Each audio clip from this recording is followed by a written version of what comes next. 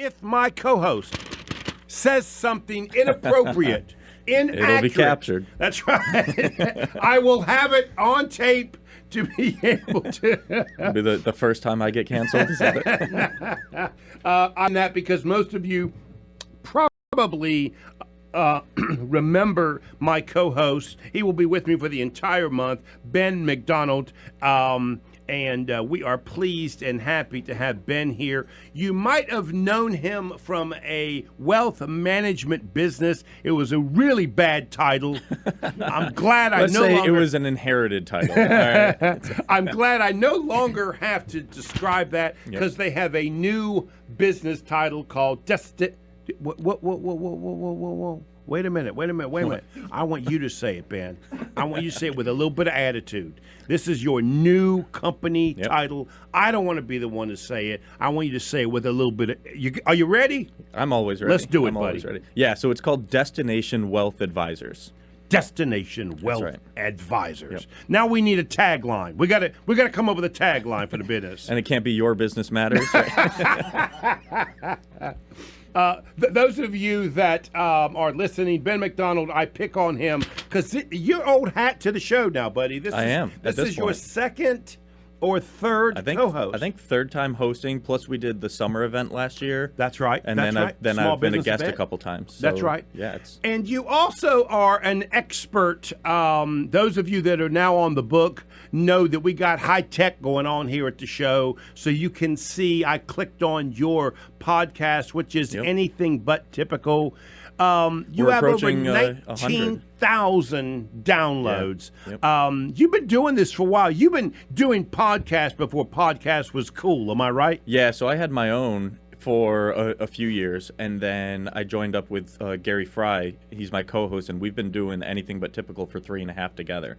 So I think 6-7 years I've been doing it. It's been a long time. Yeah. And not as long as your show. 10 years on here is impressive. Don't think you're going to get the title. Now, let me be clear about that. But I do encourage people to go to Anything But Typical. It is a great website. The people you're interviewing are exceptional people that you're just not going to run into in the street. Yeah, we just had the founder of Reebok on for back-to-back episodes, which was really interesting because it's this UK guy that goes through the whole experience of starting up from his dad's shop after the war to building this international brand. So we've had some really cool conversations on there. And I know you didn't bump into the Reebok dude, so it's your partner that's running into these people. Is that what's happening? Yeah. So Gary knows everybody. It's unbelievable what his network is. He's just impacted so many people that it reciprocates. So he's brought on a lot of people that I wouldn't have had access to otherwise. Right. Yeah. So I do encourage people to go, and that's why I can pick on you because I know you can handle it. Yeah. I wouldn't keep coming back otherwise. That's right. So Ben Macdonald, thank you so much, buddy, for being here. I really do appreciate it. Yeah, thank you. Let's go back. Describe to everybody what your business is all about. Yeah, so Destination Wealth Advisors is a comprehensive wealth management firm. And people use comprehensive, holistic all the time in the wealth management, financial advising space.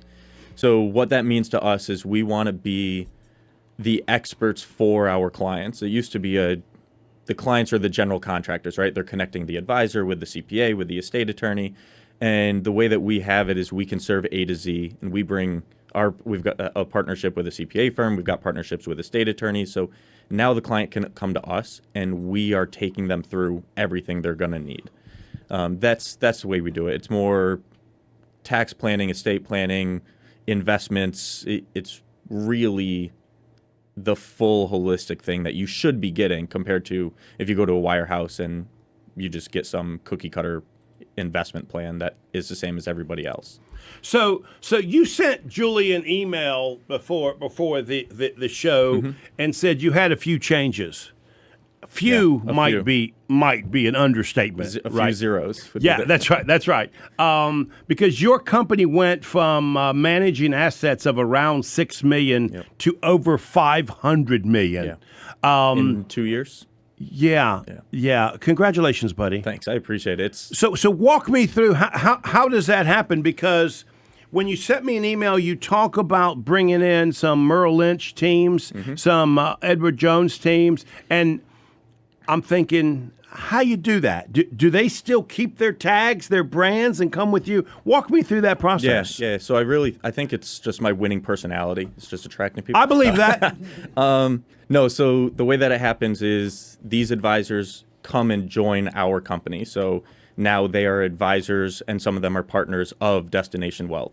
So they don't stay at Merrill Lynch or Edward Jones. They actually leave their current setup, come over, clients follow them, and they get restarted under our brand is the way that we've got it set up.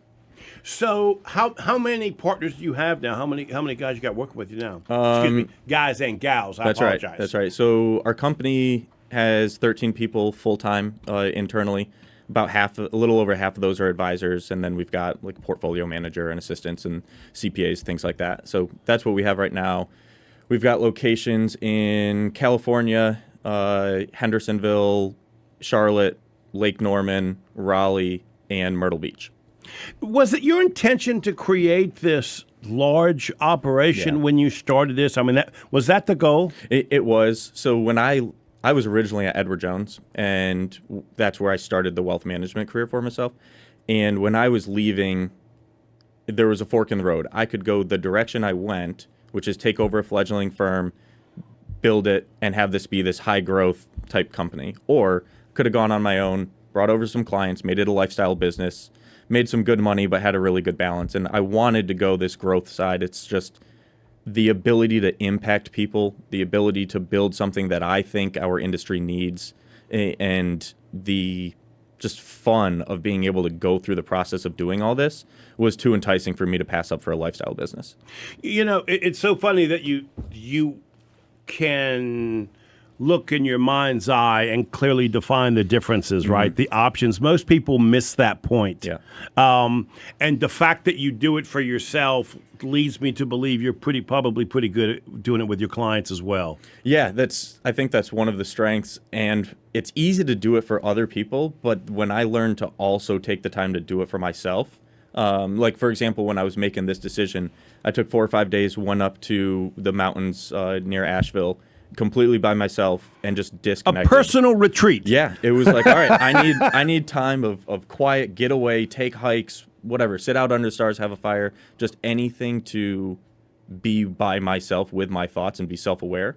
And so doing that for myself has been a game changer. And yeah, that obviously translates to be able to do for my client. So let's take a break. When we come back, one of the things I really like, if you go to your website, is you can have somebody ask you a question. Yep. What I like about that is it is a perfect way for somebody to get to know you. Yeah. So I challenge them to go and ask you a question, and I think they'll like the answer that they get. When we come back, let's talk a little bit about that and talk about what your client's profile looks like and Perfect. who you're looking for. Sounds great. You are looking for Joe Vagnone to be the #1 talk business show. Why? Because I'm talking with people like Ben Macdonald, Destination Wealth Advisors. If it's Friday morning, your business matters. And if it's Friday morning, I'm sipping on a cup of black powder coffee because it's delicious. We'll be right back. To inspire, inform, entertain you for the entire hour. I am here with my co-host for the entire month, Ben Macdonald. He is the owner, founder, partner of Destination Wealth Advisors. Ben, thank you for being here, buddy. Thanks for having me. So we were talking about your website. I absolutely love your website, where if you scroll down to the bottom, it says, have a question. Go ahead and ask me. Yeah. I encourage people to do that. What is your website? People want to go to it? Yeah, so it's the company name. It's destinationwealthadvisors.com. Please go there. Ask him a question. I think you're not going to be disappointed. One of my partners, Bryant, and I really like that because he and I will get the emails and one of us will answer. Right. And it's just fun to have the interaction. Sometimes it's a current client where they don't even want to call. They just have a quick question. Right. And other times it's complete strangers and they have an in-depth question. So we enjoy it. So yeah, go and do that. We have a lot of fun with it. Well, and what it does is it immediately allows you to be challenged, right? Yep. And that's what you're after. Right. Matter of fact, Julie, we need to do this on our website. There you go. Copy us. We're working on a brand new website. Let's copy Ben. you can't go wrong if you're copying Ben. So Well, I love it. I'm just copying other people, right? That's all this. That's all the business world is. Somebody comes up with an idea and everybody else replicates it. So anyway, so I encourage people to go to the website. It really is a detailed website with a lot of information on it. So Ben, walk me through. You know, I love asking this question, right? I know you did not wake up on a Tuesday and decide, you know, I'm going to start a financial planning business. No. I mean, kind of I couldn't walk have been me further through away from it. your history. Now, you don't have to go back to 1962, but kind of walk me through your history. Yep. I would never have guessed that this was the industry I was going to be in, the world I was going to be playing in. I thought I was going to be a college basketball coach and an athletic director. My first business. See, you look like that. Yeah, I You fit do. that more. Yeah. You do. You fit that. Yeah, I think so too. It's what I was gonna do. Yeah, I started my first company when I was 19, and it was basketball training and travel teams and tournaments and events, things like that. When I finished my undergrad, I became a varsity basketball coach and athletic director at a high school. So this was my world. I was getting my master's in sport management. That was the path. I was going to be a basketball coach and athletic director at the college level.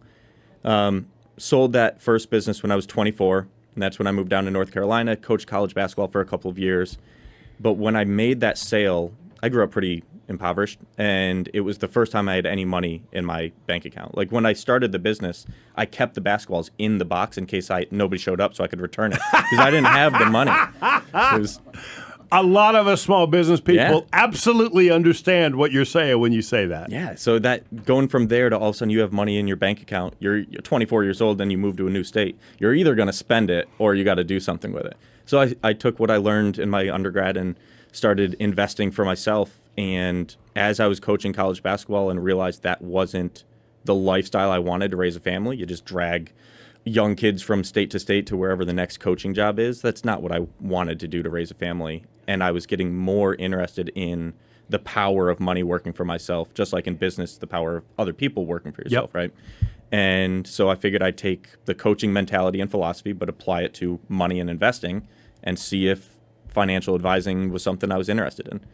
It was a pretty good worst case scenario because I was 26 and it's like worst case scenario, I don't like this and I learn a lot for myself and I can go try something else. And it just happened to really fit who I am and what I wanted to do. If I get hungry, I'll bring one of those basketballs back to the Right. back to the store Yep. for lunch. That's it.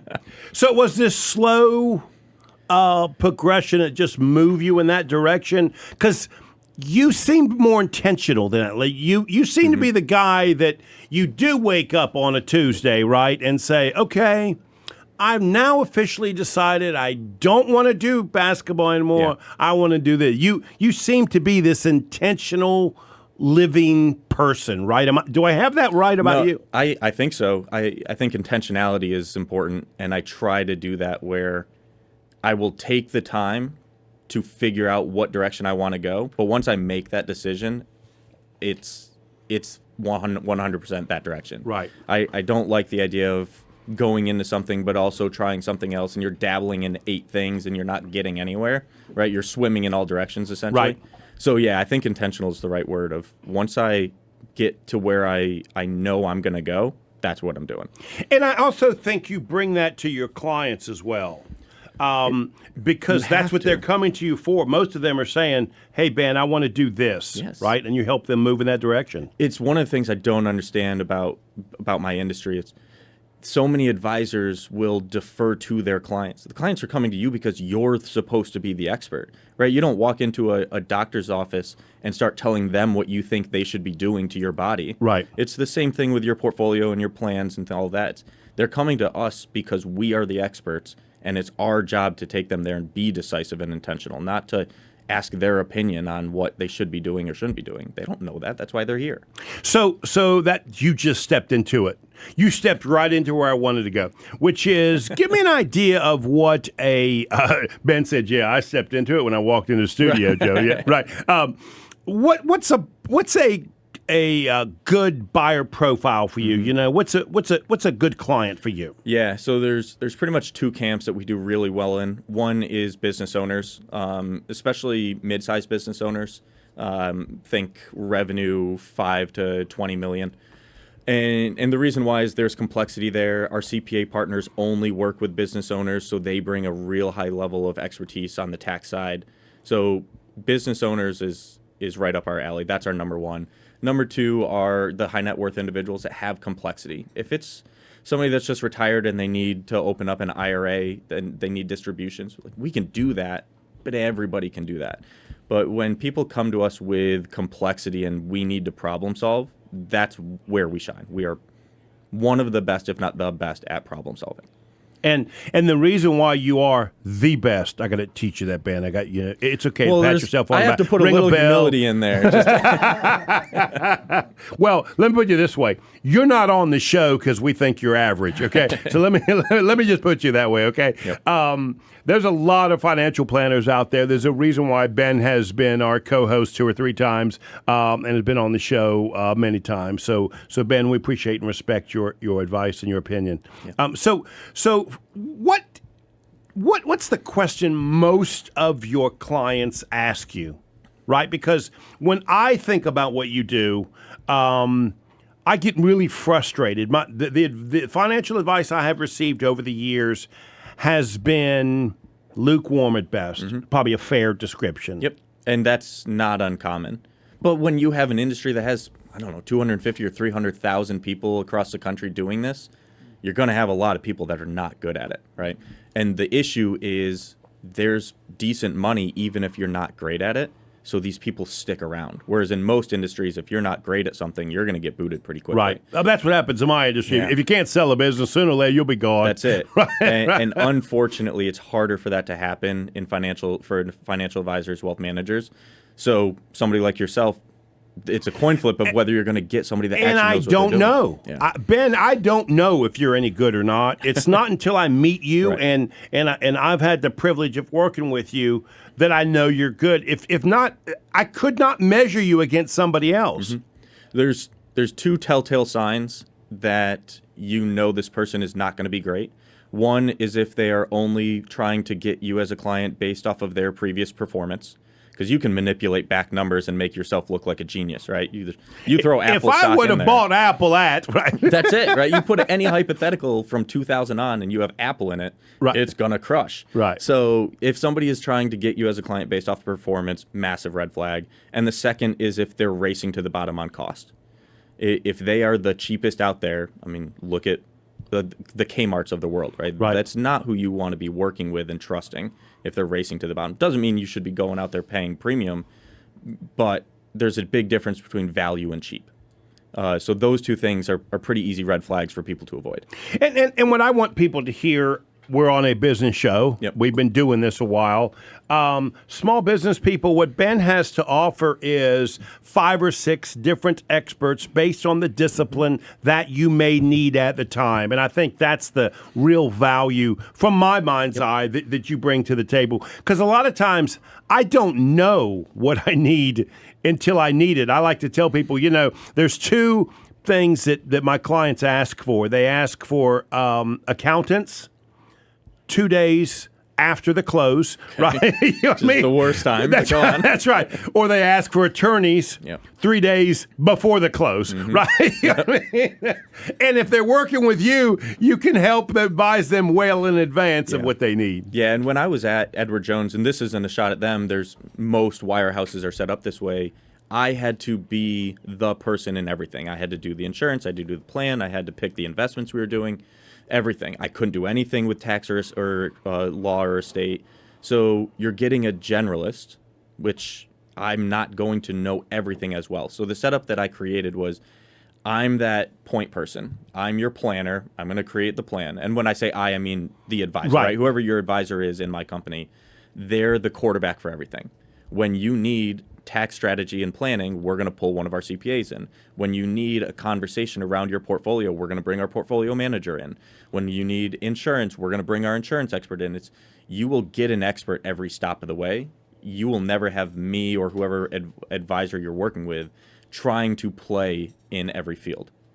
And it's impossible to do that now, Ben. I mean, you and I have been around the block, and we know we don't know, right? Yep. There's just so much has changed. so much requires a specialist in some field or another. So that's a really good point. I'd throw that in there as a third red flag, but I think that applies to every industry. If you're talking to somebody that never says, I don't know, right, you should get up and leave. It's funny you say that. That's I tell clients that all the time. If they tell you they know, I'm not sure you should trust them. Let's take a break.